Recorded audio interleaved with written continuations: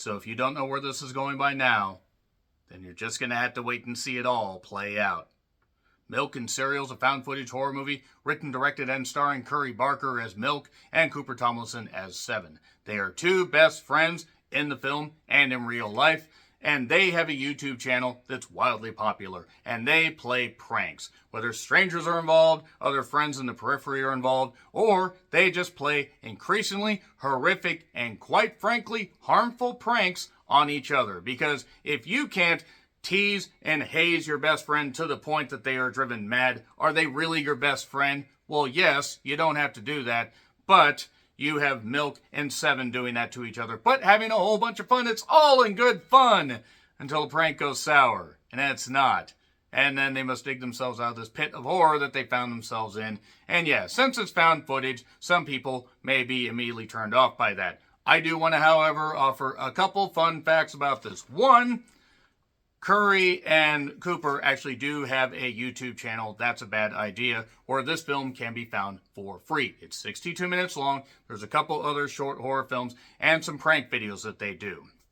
And since they are basically just playing extensions of themselves, they are, able to flesh things out with, a found footage movie that does have some familiar tropes, but does feature a particular, amount of skill due to the fact that, one, not only being free on YouTube, apparently the reported budget, according to IMDb, said like 3,000, but some reports have said 800. Regardless of whether it's 800, 3,000, it doesn't matter. That is a minute fraction of what some indie horror films cost, and that is astonishing, actually. That shows ingenuity, passion, and some really, really, great ability to stretch goddamn dollars. Whether you're getting your friends involved or not, that's some goddamn ingenuity. There are some great shots here, and there's some great editing. And sure, found footage, there are certain, things it falls back on, but I really did appreciate the ingenuity behind this film. Curry Barker, Cooper Tomlinson, they did a really, really, really good job here.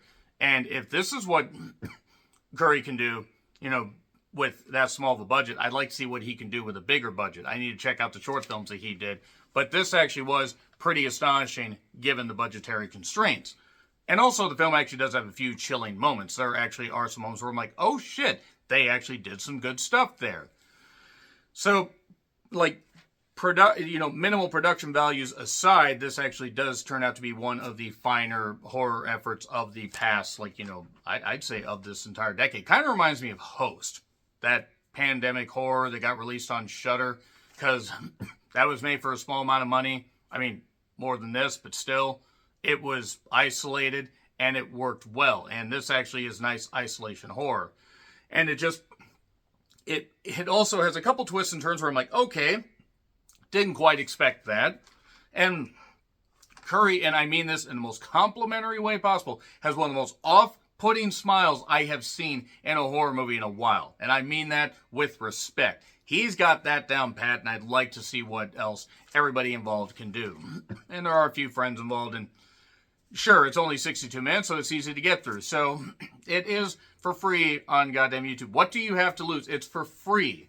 So hopefully his next project's going to have a bit more money behind him, and maybe a streaming service, Shudder, can get behind that, Tubi, whatever. I'd like to see that because there's passion, there's ability here.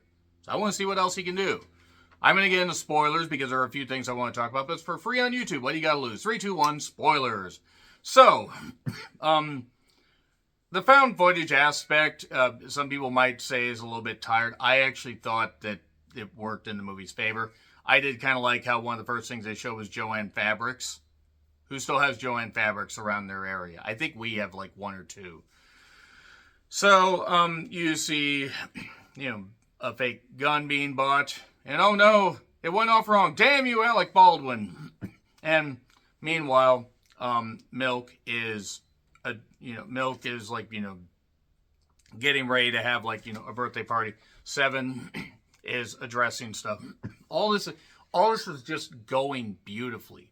Like just how they're setting this stuff up, because we get a few flashbacks and flash forwards and stuff like that. One guy shows up unexpectedly at the party, and it ends up turning violent. Oh my God. Now they had this earlier scene where they showed the squib, shooting the blood out and everything, like how they do the body horror effects or the shot effects. But then they end up doing a gunshot. Oh my God, and oh, it's fine, and birthday party and all this. And then some weird creepy neighbor shows up. Some weird old creepy neighbor. And he suddenly shows up in their apartment. There's a girl in his head, and he's panicked, and he doesn't want to go home. But Seven keeps recording, because under no circumstances in a found footage horror movie do you stop recording. They agree to have dinner with him.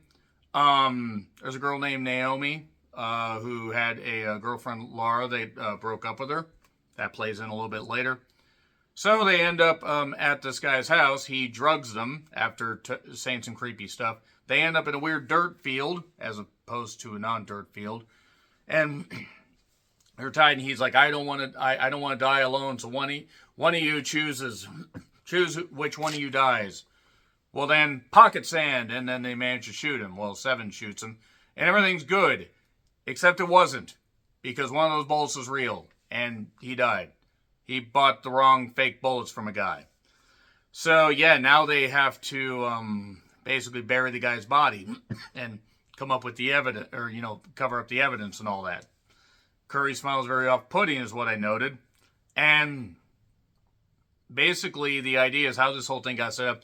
He got this old guy to agree to, or he got this guy to dress up in prosthetics, be an actor, and play this prank on Seven. Unfortunately, the thing ended up kind of spiraling out of control, because also it turns out Curry's a bit of a killer himself. He didn't like that Laura broke up with Naomi, so he kidnapped her and put her in some kind of weird house and tortured her and put on a plastic mask and said, "This is my happy mask." It's really creepy. I'm just kind of giving the overlay of spoilers here, because I really do encourage you guys to check this out. But yeah, it turns out he is really, really off his goddamn rocker. The old guy the actor starts to, worry about the prank going too far.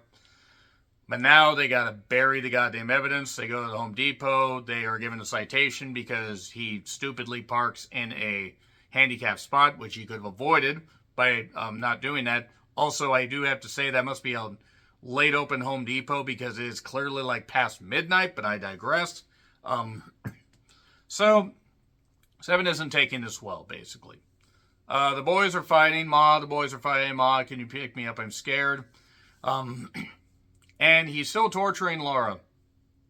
Left her without food or water for a couple days and just was cutting her up. And also, there's Naomi and a guy named Link. Hey, listen, who are investigating what's going on with this, because Seven doesn't want to be part of the goddamn channel anymore because things have gotten too out of control.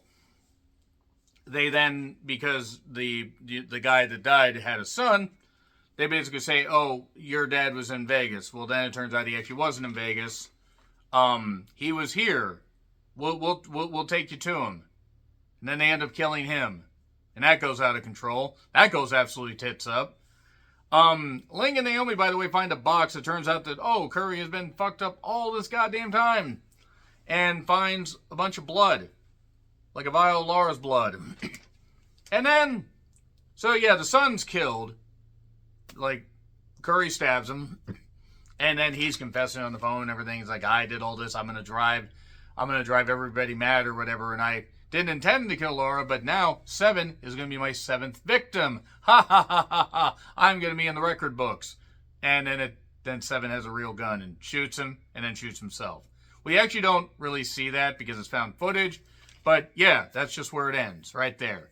There are some pretty, chilling moments. Again, Curry Barker, really, really good, smile and scariness about him. So yeah, I encourage you guys to check this out. I'm going to give it a B. It's not perfect, but I give it a B, because it really, especially, again, the budgetary constraints, I got to take that into consideration. And actually, it's pretty well done. So, B. Agree, disagree, what I said, like, share, subscribe, Twitter handle in the description. I'm John Riplin. I'll see you soon.